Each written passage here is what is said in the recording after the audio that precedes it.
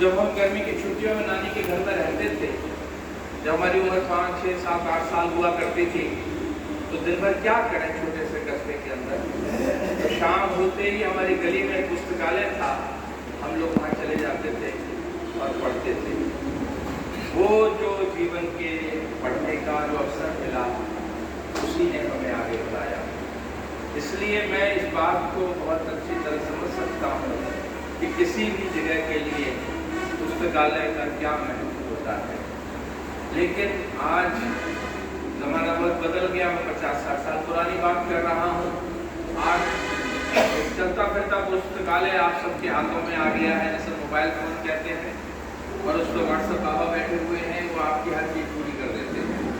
तो अब आप उन पुस्तकों की ओर जाने की हिम्मत नहीं करते हैं जो आपके लिए संजीवनी हो सकती हैं।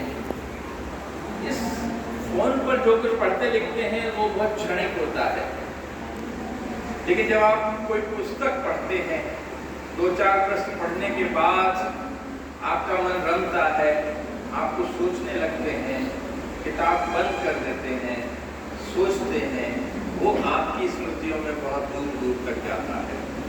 तो पुस्तक पढ़ना एक बहुत महत्वपूर्ण प्रक्रिया है, और इस वाचनालय के माध्यम से यहाँ के आसपास के युवा लोगों को, वृद्ध लोगों को, सबको अगर अवसर मिलता है तो ये एक बहुत ही प्रशंसा की बात है। और इसमें स्वामी सहजानंद सरस्वती की स्मृति में बनाए गए इस वाचनालय की भूमिका निश्चय ही जहानाबाद के इस क्षेत्र के लिए अत्यंत महत्वपूर्ण है, महत्वपूर्ण रहेगी। आप सब लोग इसका भरपूर उपयोग कीजिएगा। मित्रों, मैं आज यहाँ पर हूँ तो उसका श्रेय श्री अश्विनी कुमार जी को जाता है। मेरी उनसे भेंट बड़ी अचानक से हुई थी, लेकिन उनसे ऐसा स्नेह संबंध बना है कि जब मैं चेन्नई जाता था तो मैं उनसे मिलता था, अब बेंगलोर जाता हूँ तो उनसे मिलता हूँ। अभी पिछले सप्ताह में बेंगलोर में था और अश्विनी भाई के साथ बहुत देर तक बातें हुई। तब मैंने बताया कि मुझे पटना में कार्यक्रम के उद्घाटन के लिए जाना है और मैं चाहता हूँ कि आपके जहानाबाद तक जाऊँ। उन्होंने कहा कि आपने मुझे कहने का मौका ही नहीं दिया कि मैं कहूँ कि जब पटना जा रहे हो तो जहानाबाद जाना। तो इस तरह से हम लोगों के मन मिले हुए हैं, और उनके इस स्नेह भाव के कारण ही मैं आपके सामने हूँ। राजकिशोर जी का आमंत्रण मुझे पहले भी मिला था, लेकिन तब मैं आ नहीं सका था। तो मैंने सोचा कि ये जो अवसर मुझे मिला है इसका पूरा उपयोग करना चाहिए, और मैं आज आप लोगों के सामने यहाँ उपस्थित हूँ। देखिए, जीवन कब कहाँ किस दिशा में जाएगा ये कोई नहीं जानता। जब मैं मथुरा शहर से अपने पिताजी के व्यापार के लिए जब वो दिल्ली आ गए तो हमारे 7वीं 8वीं क्लास में मैं दिल्ली में पढ़ना शुरू किया। जागृति का स्कूल था और पढ़ते रहे। हमारे साथ जो लोग थे वो सब पाकिस्तान बनने के बाद, विभाजन के बाद आए हुए गरीब लोगों के बच्चे थे, उनके साथ हम पढ़ते लिखते थे, बहुत आनंद आता था। और उसके बाद फिर मेरा प्रवेश हुआ दिल्ली यूनिवर्सिटी के हिंदू कॉलेज में। आप शायद उसके नाम से परिचित होंगे, क्योंकि मेरे लिए तो एक बात बहुत महत्वपूर्ण थी, जो मेरे पिताई करके बिहार के बहुत लड़के मेरे स्टूडेंट बने हैं और बड़े बड़े अफसर बने हैं। और वे लोग जब आते थे तो जब मैं उनका एडमिशन के लिए पूछता था कि भाई तुम हिंदी क्यों करना चाहते हो, किस लिए आए हो, तो कहते सर हमें UPSC करना है। और आपको आश्चर्य होगा कि मैं तब उन दिनों शुरू में ये नहीं जानता था कि UPSC करना कौन सा कोर्स है। मुझे बाद में पता चला कि UPSC के एग्जाम को पास करने के बाद IAS बनता है आदमी, इसलिए UPSC करना है ये कह रहे हैं। और जुबली हॉल में या हिंदू कॉलेज हॉस्टल में इन सब में जो सारे लोग रहते थे वो बड़ी बड़ी परीक्षाओं में पास होते थे और निकलते थे। तो मेरा बिहार से जो संबंध बना वो मेरे छात्रों के द्वारा बना। उनकी बातें सुनते थे हम, और बहुत सारी बातें होती थी। और उसमें उन दिनों जो एक बहुत मनोरंजक बात पता चली वो ये थी कि शायद किसी लड़के का एडमिशन जो हिंदू में हो गया, किसी का सेंट स्टीफन में हो गया, किसी का JNU में हो गया। तो एक दिन बातों में उन्होंने बताया कि अरे वो तो JNU में हो गया, तो उसका तिलक बहुत ज़्यादा बढ़ गया। तिलक ज़्यादा होने से क्या मतलब है? तो पता चला कि अगर हिंदू कॉलेज में उसका एडमिशन होता है तो उसका तिलक 50-75 हज़ार हो गया, सेंट स्टीफन में हो गया तो लाख रुपया हो गया, जेजू हो गया तो 1.5 लाख तो हो ही गया। तो पता चला कि मैट्रिमोनियल मार्केट के अंदर भी इन कॉलेजेस में एडमिशन की भी कोई भूमिका है। ये भी एक मनोरंजक बात मुझे पता चली। मैं नहीं जानता कितना सच है क्या झूठ है, ये आप सब लोग जानते होंगे, लेकिन ये मान लिया जाता था कि जो जेजू में चला गया वो तब बना भी बनेगा ही, भाई अपनी लड़की को सौंपो। ये सब चीज़ें चलती हैं समाज के अंदर। तो मेरा बड़ा सौभाग्य ये भी रहा कि मैं सबसे पहले सन 82 में फिजी गया। आप लोगों ने फिजी आइलैंड का नाम सुना होगा। वहाँ पर 1870 के आसपास हमारे अवध प्रांत के लोग, हमारे भोजपुर प्रांत के लोग गिरमिटिया मजदूर के रूप में गए।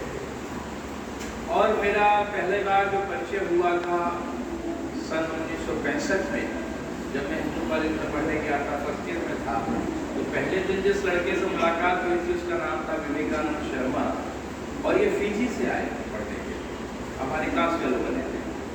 तो मुझे पहली बार पता चला कि हिंदुस्तान से बाहर भी इतने हिंदुस्तानी लोग रहते हैं।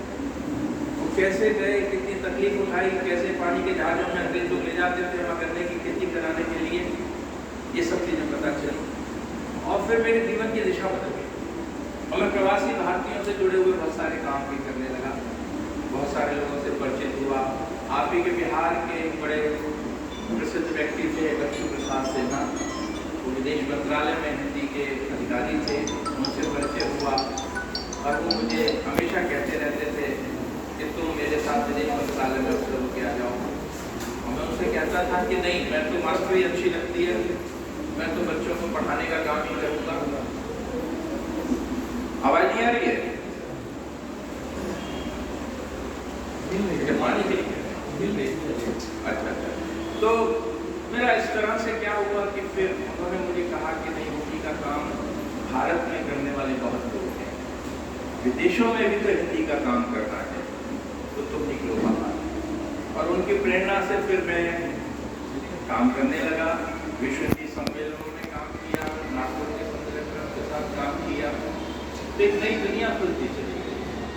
और सन 1988 में मैं एक डिप्लोमेट की हैसियत से ट्रिनिडाड एंड टोबैगो में गया और वहाँ के प्रवासी भारतीयों के बीच में मैंने काम किया। एम्बेसी में रहते हुए उनको मैं पढ़ाता था, अनौपचारिक रूप से अपनी एम्बेसी में ही कक्षाएँ लगाने लगा, क्योंकि वहाँ कोई भी कक्षा नहीं चलती थी। थोड़े दिनों के बाद वहाँ की यूनिवर्सिटी में पहली बार हिंदी का कोर्स किया। तो ये सब चीज़ें बहुत आनंददायक है। फिजी में रहते हुए जो अनुभव हुआ वो पता लगा कि हमारे जो प्रवासी भारतीय हैं जो यहाँ से इतनी दूर गए हैं, उन्होंने अपने भारत की याद को, उसकी परंपराओं से कैसे बचा के रखा है। हमारे यहाँ हम परंपराओं को भूलते जा रहे हैं, लेकिन वे लोग अभी भी उन परंपराओं को पूरी तरह से बचा करके रखे हुए हैं। और उसका अनुभव मुझे जाते ही हुआ। दिवाली का दिन था, मैंने अपने घर के आंगन में कुछ मोमबत्तियाँ जला ली, तो मेरे पड़ोस के खुला महाराज नाम के व्यक्ति थे, बुजुर्ग, वो आए और बोले कि doctor what is this, what happened, तो व्हाट इज कैंडल्स, ये मोमबत्तियाँ क्यों जलाई हैं? तो मैंने कहा दिवाली है इसलिए मैंने मोमबत्तियाँ जला ली। तो उन्होंने कहा नो, ये नहीं होना चाहिए, मोमबत्ती नहीं जलानी चाहिए, दिए जलाने चाहिए। तो मैंने कहा कि मैं भारत से 15,000 किलोमीटर दूर हूँ, मेरे साथ दिए कहाँ मिलेंगे, ये तो मालूम नहीं है, मैं तो नया आया हूँ। तो अच्छा कोई बात नहीं, तो चले गए मेरे घर से। और थोड़ी देर बाद हम यूनिवर्सिटी निकाल के कहीं गए और आधे घंटे में एक पूरा बैग भरा हुआ था दियों से, लंबी सी रुई की बटी हुई माला लेके आए, कैंची लेकर आए, तेल लेकर आए, माचिस लेकर आए। उन्होंने सोचा इस नालायक के घर में कुछ मिलेगा भी, यानी सब चीज़ लेके चलो। तो उन्होंने आकर अपने नाती पोते भी सब साथ ले आए, उन्होंने कहा मोमबत्तियों को हटाओ, और सब मोमबत्तियाँ हटा दी गई। उसकी जो दिए लगाए गए, तेल डाला गया, दिए जलाए गए। फिर वो मेरे पास आए, बोले देखो, वो सब अंग्रेजी में बोल रहे थे, लेकिन मैं अंग्रेजी में बात कर रहा हूँ आपसे कि देखो हम भारतवासी हैं, हमको अपने त्यौहार उसी तरह मनाने चाहिए जैसे कि हम बात में मनाते हैं। मोमबत्ती जैसे क्रिश्चियन थे, ये हमारी परंपरा ये नहीं है। तो एक बात बताइए, कुछ दिनों के बाद फगवा के कार्यक्रम में हम बुलाए गए थे। हम एम्बेसी के लोग वहाँ देवता माने जाते थे, हर देश से गए तो बहुत सम्मान मिलता था। ये दूसरी बात है कि हमारे बहुत सारे डिप्लोमेट एम्बेसडर्स उनके उस भाव को नहीं समझ पाते, अंग्रेज बने रहते हैं, उनसे संपर्क स्थापित नहीं करते। हमको चूँकि जो ट्रेनिंग मिली थी लोगों से, तो हम उनके बीच में जाते थे तो हमको वहाँ सम्मान भी मिलता था। तो जब हम गए फगवा के आंदोलन में तो वहाँ पर चौताल सिंगिंग के कॉम्पिटिशन होते हैं और महीनों पहले से मंदिरों में, चौपालों में चौताल सिंगिंग के कार्यक्रम शुरू हो जाते हैं। ताशा बजता है, धनताल बजती है, ढोलक बजती है, हारमोनियम बजता है और उसके साथ उनके गीत चलते हैं, आज मद में होली खेले रंगीला। मजेदार बात यह है कि उनके यहाँ जो कृष्ण है वो होली खेलते हैं तो अवध में होली खेलने वाले राम है, जबकि होली या फगवा का जो सबसे बड़ा खेल है वो तो राधा कृष्ण के साथ है, गोपियों के साथ है, बरसाने के साथ है। लेकिन वहाँ के किसी गीत में बरसाना नहीं आता है वो, क्योंकि वो सब इसी प्रदेश के लोग गए थे, उनके आराध्य राम है, इसलिए जो होली खेलने का अधिकार है वो तो राम को ही है। पूरे में श्रीनाथ में देखता था कि जो होली का जितने भी गीत थे वो सब हमारे राम जी के साथ जुड़े हुए थे।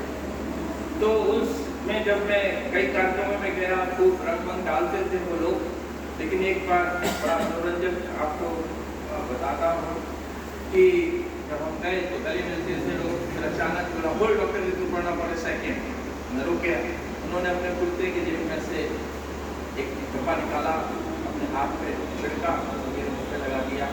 ये जॉनसन बेबी पाउडर था और हमारा सारा मुंह सफेद हो गया, दूध बना दिया। गुलाल नहीं मिलता है वहाँ, होली पर गुलाल लगाना चाहिए, तो गुलाल के लिए क्या करें, खुशबूदार पाउडर लगा दो। लेकिन पाउडर लगा करके उन्होंने गुलाल लगाने की, चंदन लगाने की परंपरा का पालन किया। फिर बोले कि देखिए हम यहाँ खान पान तो पीते नहीं है, न पिलाते हैं, हम आपको अदरक मिला हुआ गर्म दूध पिलाएंगे। और उसके साथ फिर जो आपकी सुहारी वगैरह ये सब मिठाइयाँ बनाते थे वे लोग, वो हमको खिलाते थे। ऐसा है हमारे भारत से बाहर रहने वाले भारतीयों का मन और जो काम करते हैं लगातार। ऐसे अनेक विलक्षण अनुभव हमको वहाँ हुए और वो मैं आपको सिर्फ इसलिए बता रहा हूँ कि ये जो सब लोग गए थे ये आप ही लोगों के बच्चे थे और उन लोगों ने आपकी अपनी मिट्टी से जुड़ी हुई परंपराओं को कैसे बचा के रखा है, इसकी जानकारी अगर मैं आपको देता हूँ तो आपको गर्व महसूस होना चाहिए और अपने बच्चों को समझाना चाहिए कि अपनी परंपराओं को।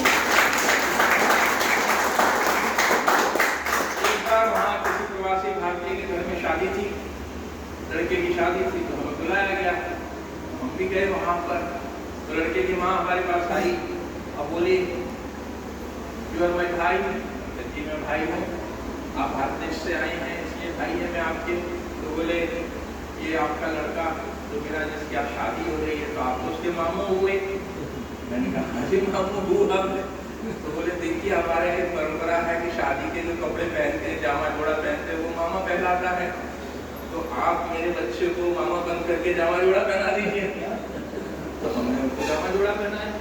अब हमारे यहाँ तो लोग टाई कोट पहन करके चलते हैं, टाई लगाते हैं, कोट पैंट पहनते हैं, और आज वहाँ पर जब लड़के की शादी होती है तो वो जामा जोड़ा ही पहनते हैं। तो अगर जामा जोड़ा उनको नहीं मिल रहा, नहीं बन रहा है, तो जिसके पास है उससे उधार लेकर के पहनते हैं। तो ये जो परंपरा है पूरी वहाँ पर मौजूद है। हल्दी की रात होती है, सारी रात गीत होता है, संगीत होता है, खाना बनता है, क्योंकि वहाँ हलवाई नहीं होते।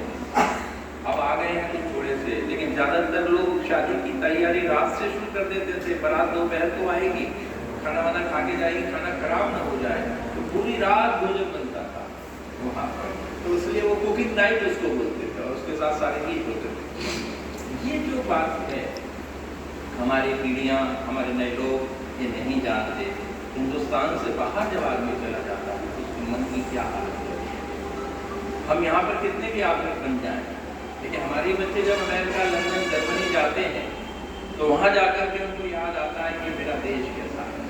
तब वो कविताएं लिखेंगे, कहानी लिखेंगे, माँ की कहानी लिखेंगे, पिता की कहानी लिखेंगे, चूल्हे की कहानी लिखेंगे, चौपाल की कहानी लिखेंगे, नीम के ऊपर झोले पड़े उसकी बातें करेंगे। लेकिन जब हिंदुस्तान में रहते हैं तो क्या करते हैं, कुछ याद नहीं आता। तब वो पढ़ लिख करके बड़े साहब हो जाते हैं, IT एक्सपर्ट हो जाते हैं, लेकिन अमेरिका में जाके काम करते हैं तब अचानक उनको लगता है कि लोगों के बीच में मैं कितना अकेला हूँ, और फिर याद आता है कि हमारी परंपराएं कितनी महत्वपूर्ण हैं, हम किस तरह से मिलजुल करके रहते थे, हम क्या करते थे, ये सब चीज़ें उनके मन में आती हैं। फिजी में था, एक बड़ी मजेदार बात पता चली कि सारा देश, आज अब तो नहीं, लेकिन जब मैं गया था उन दिनों, एक समय में दिवाली मनाता है।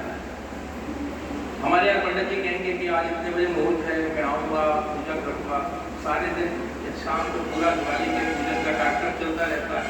लेकिन फिजी एक समय था जब फिजी का पूरा देश एक समय में दिवाली मनाता था।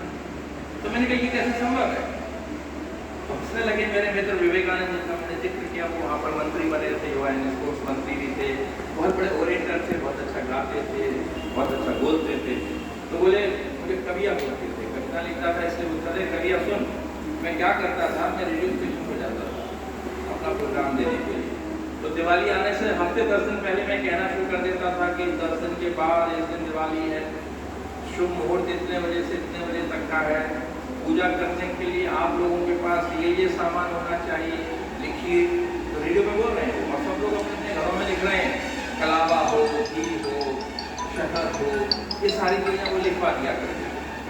और उसके बाद तो दिवाली का दिन आता था तो आधे घंटे पहले पहुंच जाते थे रेडियो स्टेशन, पूरा देश अपने अपने घरों में रेडियो पर लगा देता था।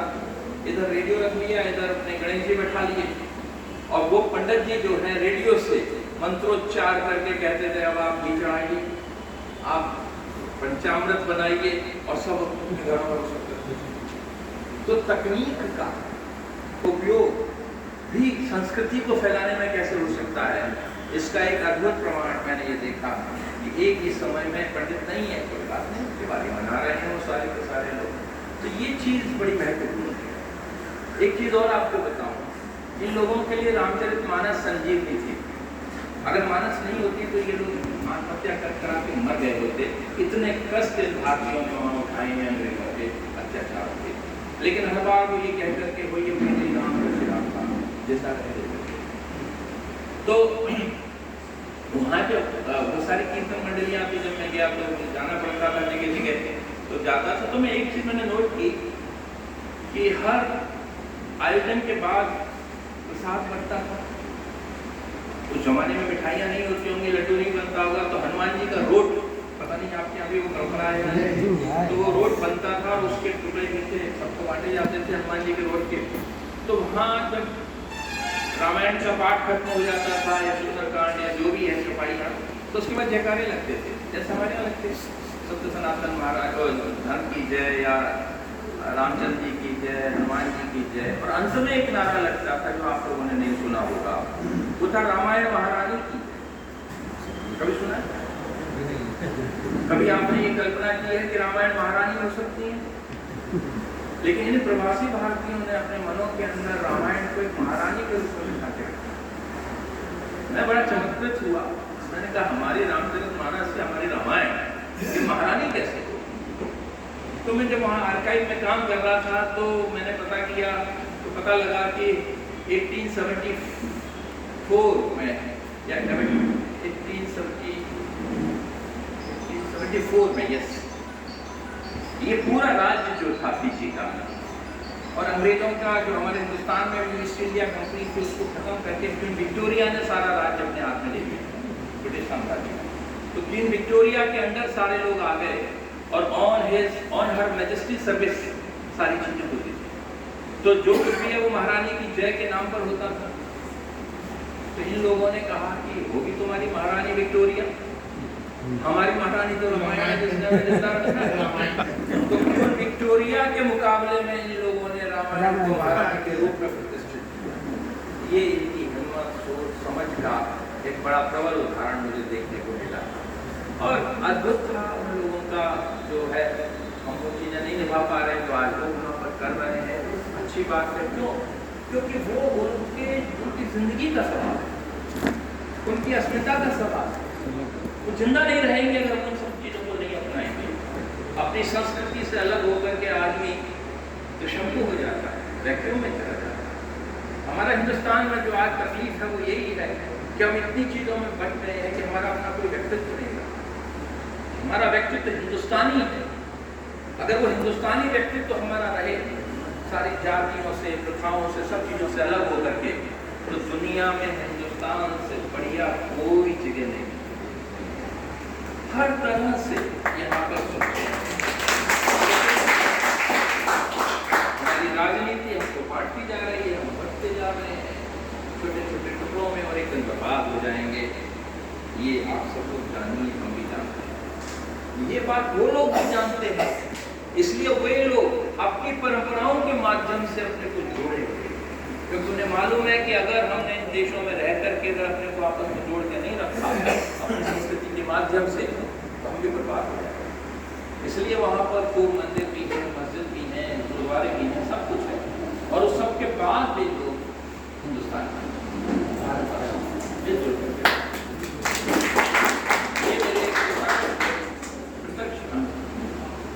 और बहुत सारी मजेदार बातें हैं। मैंने जहाँ तक कितना समय है, बहुत समय है, पूरा समय सर, श्रीनाथ के अंदर पूरा समय। एक दिन मुझे कार्ड मिला निमंत्रण का, सुहानी रात डिनर। मैंने कहा ये सुहानी रात डिनर क्या हुआ? कोई डिनर सुहानी रात में हो तो ठीक है, लेकिन हम वो कोई भोज देते हैं, उसका नाम देते हैं कि भाई इस फंक्शन के लिए भोज है, तो चलो चलते हैं। तो हम गए, बहुत बड़ा घर था, जिस व्यक्ति ने बुलाया था, बहुत बड़ा लॉन था, 500 लोगों की कुर्सियाँ लगी हुई थी, स्टेज सजा हुआ था, स्टेज पर सारा म्यूजिक सिस्टम रखे हुए हैं, और दूसरी तरफ बड़े बगीचे के अंदर बुफे सिस्टम लगा हुआ है, खाना बाहर देखना। तो वहाँ पर रसगुल्ला भी है, पालक पनीर भी है, सब देखने को मिला। बड़ी मेहनत से वो सब चीज़ तैयार की गई है। सब लोग भोजन करने के बाद बैठे तो पता लगा कि अब संगीत का कार्यक्रम शुरू हुआ। अब जो संगीत का कार्यक्रम शुरू हुआ तो शुरुआती जनगणमन से की और उसके साथ साथ उन्होंने श्रीनाथ का राष्ट्रगीत गाया पहले, फिर भारत का गीत गाया। दोनों देशों के गीतों को गाने के बाद उन्होंने गीत शुरू किए। हम उस देश के वासी हैं जिस देश में गंगा बहती है, और अगर मैं आंख बंद कर लूं तो मुझे ये नहीं समझ में आएगा कि ये गीत यहाँ का कोई गायक गा रहा है या हमारा देश। इतनी सधी हुई उनकी आवाज थी, आप चमकते थे कि बड़ा अच्छा गाना सुनता है। और उसके बाद तो वो पूरा प्रोग्राम है, कभी रानी सारंगा का ये गीत, सारंगा तेरी याद में, आवाज दे कहाँ है दुनिया मेरी जवान है, जो गीत यहाँ पर हम लोग नहीं सुनते हैं, सब रैप म्यूजिक पर आ गए, जो याद नहीं रहता सुनने के बाद कि 2 लाइन क्या बोली है रहमान साहब ने। और वो पुराने गीत सारे एक के बाद एक वो गीत वहाँ पर आने लगे। हमने कहा ये तो बहुत अच्छा आयोजन है। आज बहुत दिनों के बाद हिंदुस्तान से 12,000 किलोमीटर 15,000 किलोमीटर दूर ये संगीत के गीत सुनने को मिल रहे हैं। फिर शुरू हुआ मेरे वतन के लोग, ये गीत भी गाए थे। अंत में आया ये गीत, अनाउंसर कह रहा है कि now I am going to present you the melodious song of Chaudhary का चांद, चौधरी का चांद हो या आफ्ताब। अब वहाँ के गायक ने बहुत सुंदर तरीके से ये गीत गाया, और अंत में वो कहता now the finishing touch, the grand finale of this programme, song of Dulari, सुहानी रात ढल चुकी। और उसके बाद सुहानी रात ढल चुकी तो पता चला कि ये सुहानी रात डिनर का अंतिम गीत ये है। और उसके बाद मैं जहाँ जहाँ जिस फंक्शन में जाता था गीत संगीत के, उसमें आखिरी की सुहानी रात होता ही था। और आप विश्वास कीजिए, अगर आज आप भी कुछ जानकारी रखते हो तो ट्रिनिडाड के कोई FM स्टेशन लगाइए, घंटे 2 घंटे में आपको पता लगेगा कि सुहानी रात गीत बज रहा। इतना लोकप्रिय है वो, इसकी कोई हद नहीं, सब जानते हैं कि सुहानी रात। और मजेदार बात यह है कि ना वो पढ़ना जानते हैं इसको देवनागरी में, ना इसका अर्थ जानते हैं, अर्थ भी नहीं जानते, सिर्फ उसके ध्वनि सौंदर्य से वो ऐसे जुड़े हुए हैं कि रोंगटे खड़े हो जाते हैं, रोने लगते हैं। तो ये सब चीजें उनके यहाँ हुई। ये क्या है, ये कौन सा तत्व है कि आज 21वीं शताब्दी में भी ये सब हो रहा है। वहां हमारे प्रवासी भारतीयों के लिए बड़े कष्ट के दिन थे जब वो 1835 में मॉरिशस गए थे और वहाँ से उनकी यात्रा शुरू हुई।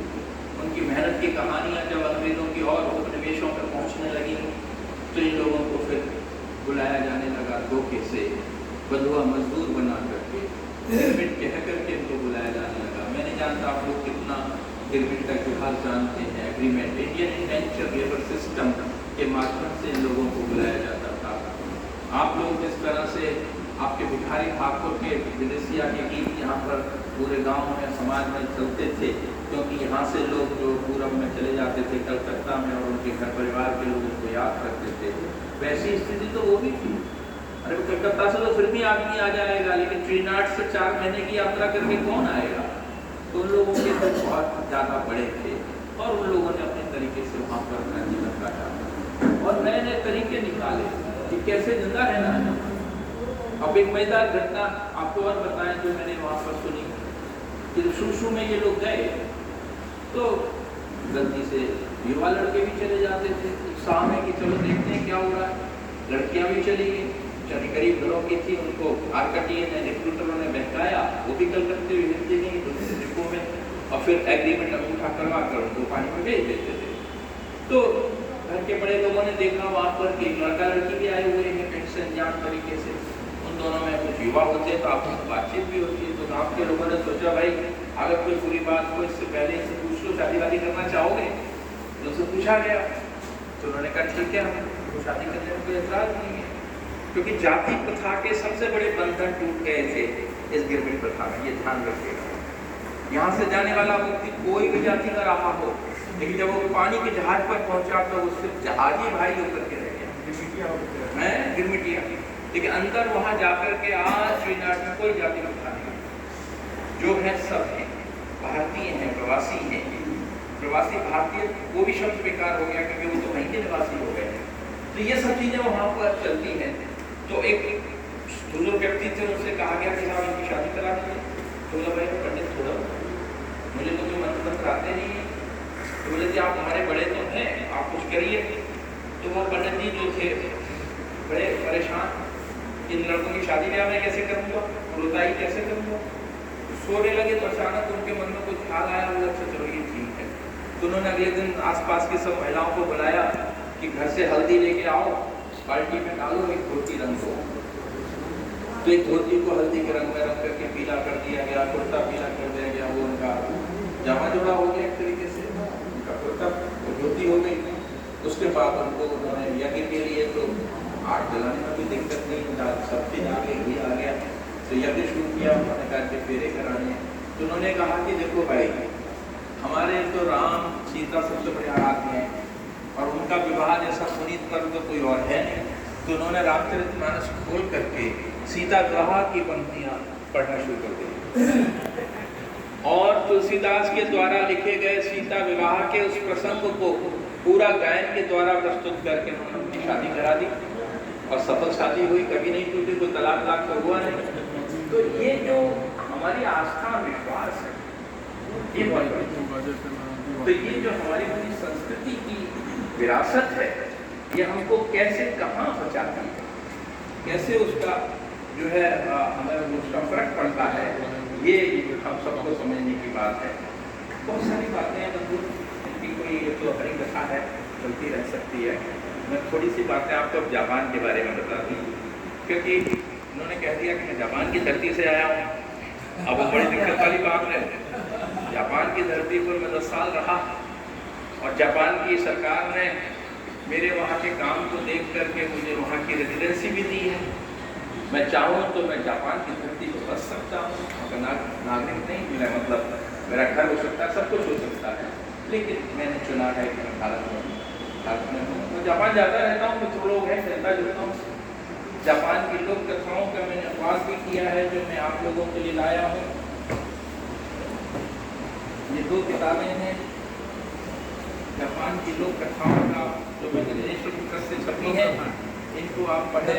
वाचनालय के लिए मैं लाया हूँ, यहीं पे रहेंगी, आप लोग इनको संभाल के रखें और तो ये सब मैंने लिखी है और आपके लिए लाया हूँ बहुत सारी चीज़ें। अरे ये बीच में जापानी लोग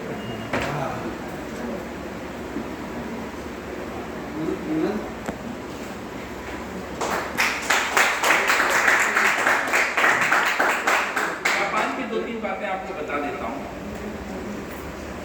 जापान में आज भी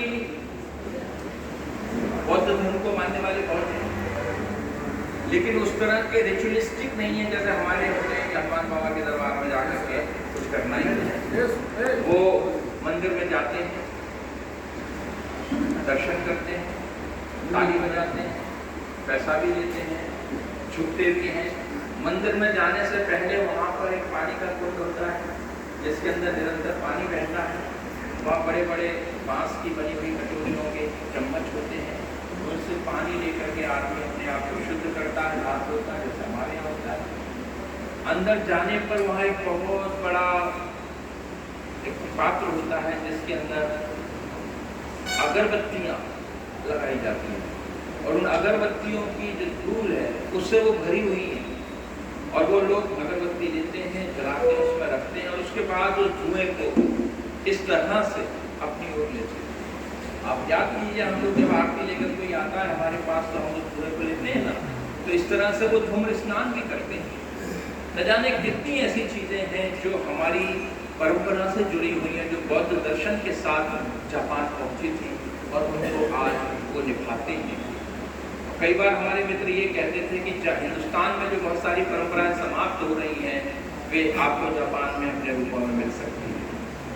उनके यहाँ एक मंदिरों के बाहर बहुत बड़ा दरवाजा बनता है, वो सांची स्तूप से लिया गया उनका स्टाइल है, पूरे देश में मिलेगा और उसे वो तोरी बोलते हैं।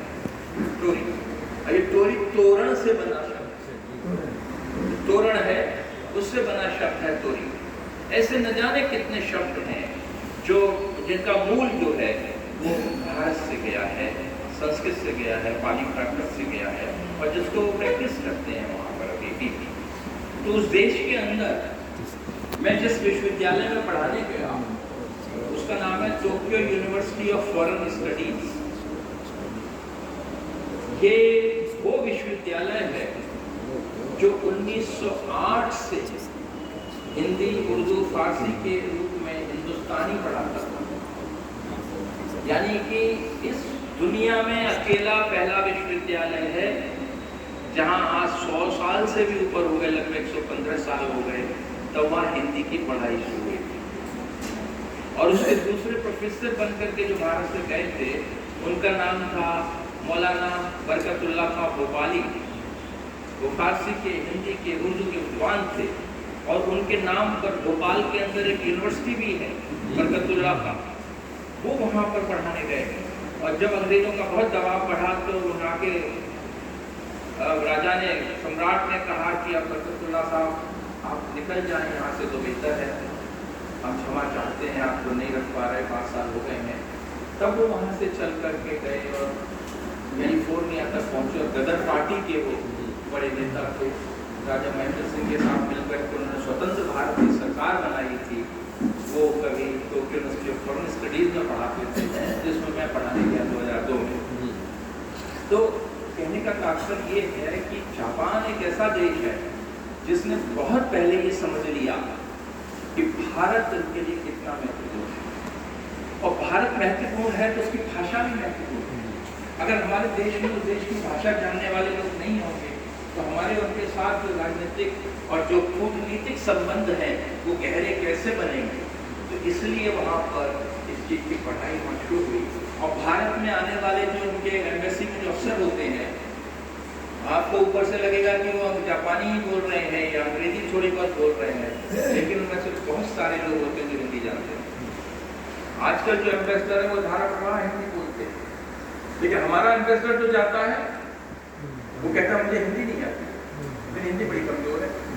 क्यों भाई, क्यों तुम में क्यों कॉम्प्लेक्स है? टूटी फूटी हिंदी बोलो, बोलो तो सही।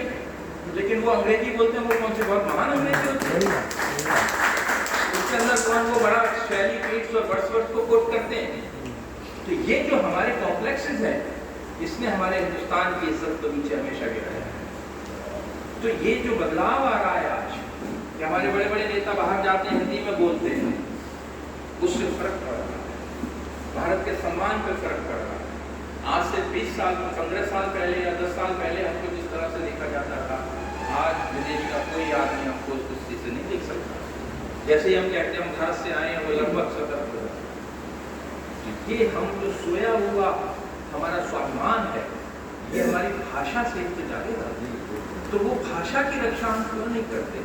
हम जैसी भी हिंदी बोले, वो हमारी हिंदी किसी भी तरह के अंग्रेजी से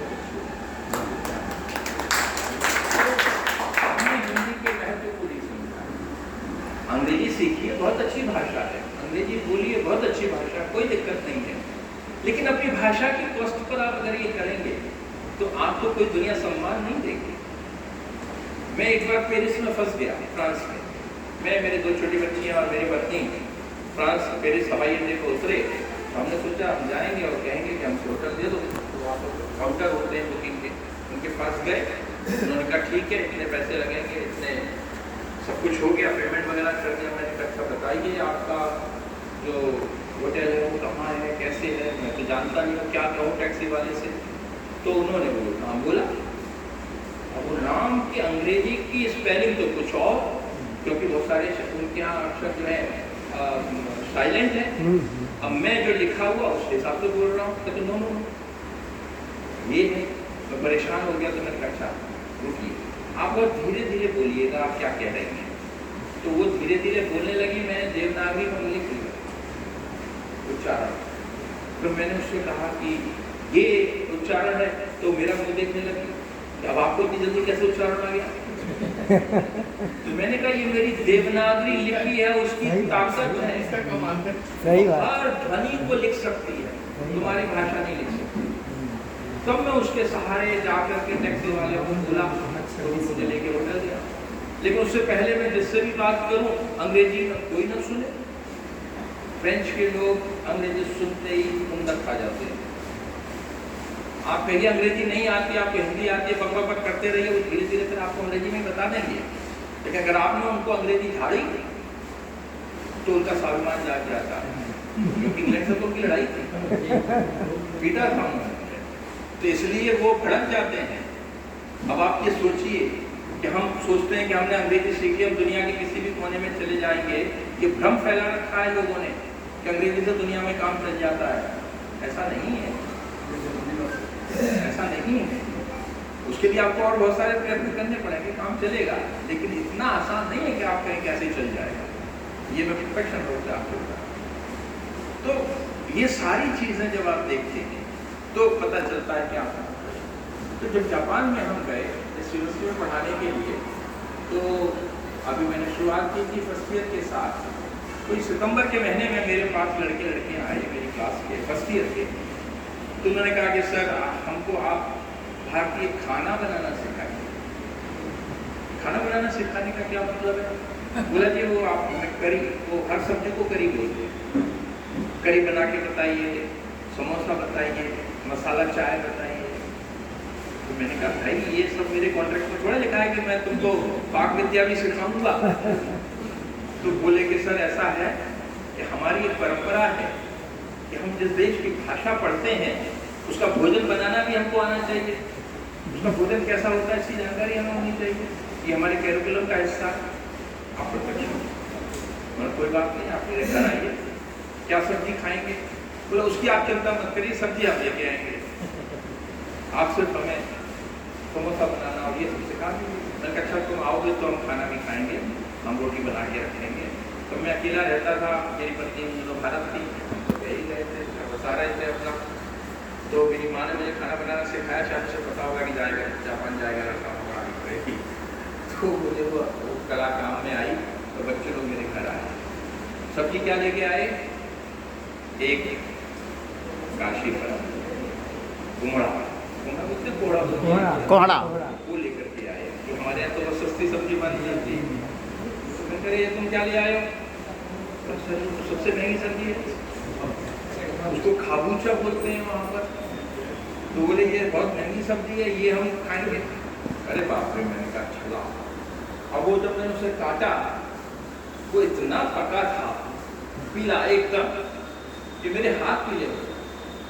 मैंने मजाक में कहा, मैंने अपनी शादी में तो मैंने हाथ पीले नहीं किए थे, लेकिन तुम्हारे घोड़े में रहना इसलिए हो गया। अब हमारा जो घोड़ा होता है उसमें पानी होता है, तो आप थोड़ा सा भी पानी डालकर उसको छौंक दीजिए तो उसमें अपने आप रस आ जाता है। वो एकदम सूखा था, मैंने अपने भारतीय स्टाइल में उसको बनाना चाहा, थोड़ी देर बाद देखी तो वो सब्जी क्या हलवा बन गया। यही खाई तो रोटी और ये सब बना के हम लोगों ने उनको खिलाया। तो चलिए ये एक परंपरा पता चली कि वहाँ सब खाना बनाना पड़ता है, हर एक बच्चे को सीखना पड़ता है। और उसके बाद जब उनका सांस्कृतिक सप्ताह बनता है तो 26 विदेशी भाषाएं मेरी यूनिवर्सिटी में पढ़ाई जाती थी। उन 26 विदेशी भाषाओं के 26 स्टॉल लगते थे। कोई स्थान मतलब टर्की का है तो टर्किश भोजन बनेगा, पाकिस्तान का है तो कबाब बनेंगे, और जो इटली का है तो पिज्जा या और चीज़ें बनेंगी, नूडल्स बनेंगे। सब अलग अलग देशों के स्वाद चखने के लिए वहाँ लाइन लगा के जापानी लोग आते थे कि अलग अलग देशों के खाने पीने का हमको। और हमारे भारतीय बच्चे जो हिंदी पढ़ते थे उनके स्टॉल पर और लंबी लाइन लगती थी, क्योंकि वो दो चीज़ों के दीवाने थे, तो मसाला चाय और दूसरा बियर। हिंदुस्तान की बियर उनको बहुत पसंद थी, तो किंगफिशर वगैरह वो बियर की ब्रेड लाते थे और बेचते थे। वहाँ ये बियर पीना तो पानी की तरह आम है, तो ये खाने का स्टॉल लगता था। स्टॉल के क्या नाम रखे उन्होंने, और एकदम मेरे दिमाग से निकल गया, वो अन्नपूर्णा की रसोई, इस तरह के नाम रखे हुए कहाँ से लेकर के आया होता है। कहते जी हमने किताबों में देखा था तो लिख लिया। एक वो शिवा रेस्तोरां लिख लिया किसी ने, एक मेरे पास फोटो है, कभी दिखाते आपको तो पता होता, तो वो उसमें हनुमान अपने गणेश जी बैठे हैं और गणेश जी के एक हाथ में चम्मच है, एक हाथ में उन्होंने कुछ और रखा हुआ है। तो वो गणेश का वो बड़ा सा वो बना करके उन्होंने अपने रेस्तोरां का बैनर बनाया। नीचे लाइन लगी हुई है लोगों की जो खाना खाना चाहते हैं, खरीद रहे हैं, उनसे सारा का सारा वो बेचते हैं। यूनिवर्सिटी कोई पैसा नहीं देती है, वो खाना बनाते हैं, बेचते हैं, आपस में लाख लाख 2-2 लाख ये इकट्ठा करते हैं, उससे सारी चीज़ें लाते हैं, उसको बेचने के बाद जो पैसा बचता है वो समझते करते हैं, खर्चा वर्चा चुका कर उनको बच जाता है उनके पास। तो एक एक्सरसाइज देखिए, ये काम अभी खत्म ही हुआ था कि अब दूसरा सेकेंड ईयर के लोगों का ग्रुप आ गया। तो उन्होंने कहा कि सर हमको एक नाटक करना है। नाटक क्यों करना है? बोला जी हर साल सेकेंड ईयर के स्टूडेंट्स को नाटक करना होगा। मैंने कहा वो क्यों? बोला जी ये भी हमारी परंपरा है, क्योंकि नाटक के सहारे हम भाषा सीखते हैं। आप सोचिए हमारे किस स्कूल में हम क्या पढ़ाते हैं, हम अपने बच्चों को क्या बताते हैं? हम नाटक पढ़ाएंगे, ये चंद्रगुप्त जी पढ़ाते हैं, लेकिन चंद्रगुप्त का अभिनय कर सकते हैं, और वहाँ पर यह भी सिखाना पड़ता है कि अभिनय करना है। क्यों? कि भाषा के साथ सिर्फ उच्चारण नहीं जुड़ा हुआ, भाव भाव भी जुड़ा हुआ। आप देखिए, आप किसी बंगाली से बात करिए, वो 2 शब्द बोलेंगे, उसकी आंखें कैसे चल रही हैं, वो उस भाषा के अंदर जो भंगिमाएं हैं वो भी तो सीखनी चाहिए। तो ये वो नाटक के द्वारा सीखी जाती है, इसलिए उन्होंने नाटक कंपलसरी किया। मुझे सन 1923 के एक नाटक की फोटो मिली, इतनी पुरानी परंपरा है। अब मेरी तो खोपड़ी हिल गई। ठीक है, नाटक वाटक की थोड़ी जानकारी है कर लेंगे, लेकिन नाटक का समय कम है, करें कैसे? तो पता लगा कि उनके यहाँ महात्मा बुद्ध की कहानियाँ बहुत प्रसिद्ध हैं, तो अंगुलीमाल की कहानी भी उनको मालूम है। तो फिर मैंने अंगुलीमाल का एक नाटक लिखा, और 40-50 मिनट का समय होता है, उसके अंदर उसको तैयार करना होता है। और मेरी क्लास में एक लड़का था, वो गंजा, मतलब वो घोट मोट था, बड़ा गोरा, और वो एकदम गोल चेहरा था। मैंने कहा मेरा गौतम बुद्ध तो ये मिल गया, बाकी के कैरेक्टर हो जाएंगे। तो 2002 में जो पहला नाटक हमने किया वो अंगुलीमाल पर किया। तो मैं वहाँ 10 साल रहा, तो मैंने 10 नाटक वहाँ पर किए, और उन 10 नाटकों को 5 कहीं रिपीट भी हुए थे। इस किताब के अंदर हमने प्रकाशित किया, और इसके अंदर ये जो सामने नारद जी देख रहे हैं, ये जापानी बच्चा है, सब जापान के ही स्टूडेंट हैं हमारे। और ये जो एक देखिए लड़की का भाव देखिए दिखाई दे रहा है नाटक करते हुए, ये इस तरह के वो एक्सप्रेशन देते थे। क्या हुआ कि 2 बार नाटक हमने किया, तीसरी बार सवाल उठा के और कौन से नाटक किए जाए। तो मैं उनकी लोक कथाओं को पढ़ रहा था, कुछ अनुवाद मैंने किए थे, तो मैं अपनी क्लास में अपने टेक्स्ट के रूप में उनकी लोक कथाएं लेता था। ये मैंने क्यों प्रयोग किया? क्योंकि आप अपनी कहानी से परिचित हैं। जब मैं उसको हिंदी में वाक्य बना करके कहता हूँ तो उनको एकदम समझ में आ जाता है, क्योंकि वो उन पात्रों से परिचित है। तो मेरे दिमाग में आया कि मैं इन लोक कथाओं के ऊपर कुछ नाटक बनाऊं। तो मैंने वहाँ की 2 अत्यंत प्रसिद्ध कहानियों पर फिर नाटक बनाए और उनका मंचन किया, बहुत सफल रहा। पहला मंचन किया काव्य हमें बांस काटने वाले की कहानी थी। हमारे हिंदुस्तान की कहानी है कि बांस काटने गया, इसको एक बच्ची मिली, वो बड़ी हो गई, राजकुमारी थी, वगैरह वगैरह। तो अगले साल मेरे पास जो स्टूडेंट आए बोले कि सर इस बार भी हम लोग कथा पर ही नाटक करेंगे। हम चॉइस उन्हीं को देते थे, अपनी कोई भी चीज अध्यापक लाद नहीं सकता उन छात्रों के ऊपर, जो वो चाहेंगे वो होगा। हमने कहा अच्छा बताइए क्या करें। बोला सर वो जो आपने हमसे काव्य हमें की कहानी कराई थी उस पर हम करेंगे। अच्छी बात है, करेंगे, करते हैं। प्लान किया तो फिर एक लड़का एक लड़की आगे आए और बोले कि ये इसमें जो कहानी है ये तो जापानी परिदृश्य की है, हम इसे भारतीय संदर्भ में करें तो कैसा है? मैंने कहा भारतीय संदर्भ में कर लेते, क्या फर्क पड़ता है, घटनाएं तो है। वो कहानी बड़ी सीधी सी, एक मछली पकड़ने वाला लड़का है, वो देखता है कि कछुआ आया है किनारे, उसको लोग मार रहे हैं, तो उसको बचाता है, अपने पास जितने पैसे माने दिए थे चावल खरीदने के लिए उनको दे देता है और कछुओं को लेकर के पानी में छोड़ देता है। जब वो शाम को लौटता है तो उसका जाल खाली है, कुछ नहीं है, अब क्या करे, घर कैसे जाए, माँ मारेगी कि न चावल लाया ना मछली लाया। तभी एक उसको आवाज़ सुनाई पड़ती है, सुनो सुनो। वो देखता है पीछे कोई नहीं, बड़ा सा कछुआ खड़ा हुआ, वो बोल रहा है। उसने कहा क्या बात है? बोला हमारे राजा आपसे मिलना चाहते हैं। बोले भाई मैं पानी में कैसे जाऊँ? बोला मेरे ऊपर बैठ जाइए, मैं ले जाऊँगा। तो पानी में कछुआ उस लड़के को बैठा करके पानी में घुस जाता है पाताल लोक में। तो वहाँ राजा मिलता है, वो कहता है मैं आपका बड़ा आभारी हूँ कि आप मेरी लड़की की जान बचाइए। तो मैं तो देखा ही नहीं आपकी लड़की को, जाके आप चाहूँगा। बोले वो जो छोटा सा कछुआ जो आपने बचाया था ना, मेरी लड़की जिद कर रही थी बाहर जाके देखूंगी दुनिया कैसी है, तो वहाँ तो बड़े नालायक लड़के मिले, उसको मार रहे थे, आपने बचा लिया। अब आप मेरे मेहमान हैं, अब वो वहाँ रहने लगते। तो बच्चों की कहानी है ये, इसलिए उसमें शादी नहीं दिखाई। अब वो वहाँ रह रहा है, तो मैंने फिर कल्पना की क्या उनकी शादी क्यों नहीं करा दो। तो हमने उसका विवाह का प्रसंग बनाया उसके अंदर। अब विवाह का प्रसंग बना दिया तो अब लड़के लड़कियाँ बोले सर ऐसा है कि हम फिल्मों में देखते हैं कि वो लड़की शादी वादी में लहंगा वहंगा पहनती है, तो मैं तो लहंगा पहनूंगी। अब सारी और मुसीबत शुरू हुई। लड़का बोला कि ये लहंगा पहनेगी तो मैं अचकन पहनूंगा। तो अब भारतीय प्रवेश में वो जापानी कहानी का मंचन हो रहा है। तो हमने वो पूरा का पूरा प्रसंग बनाया, ड्रेसेस का चुनाव किया। तो मैं हर जुलाई अगस्त सितंबर मेरी छुट्टियां होती, तो मैं हर साल भारत आता था। तो मैं उन बच्चों के लिए हिंदुस्तान से कुर्ता पजामा साड़ी लहंगा ये सब चीज़ें लेकर के गया और हमने उस नाटक को वहाँ पर किया। बहुत अद्भुत नाटक वो हुआ और लड़कों ने बच्चों ने बहुत अच्छा काम किया। फिर 2012 में हमने वहाँ एक बहुत बड़ी कॉन्फ्रेंस की, तो उन बच्चों ने कहा कि इस कॉन्फ्रेंस में ये नाटक हम फिर से करेंगे। तो वो नाटक वहाँ किया गया और हमारे दर्शकों में जो लोग थे वो थे आपके प्रसिद्ध वो हैं नाटक करने वाले शेखर सेन, अगर आपने नाम सुना हो। वो कबीर तुलसी विवेकानंद एक आलाप करते हैं, वो थे।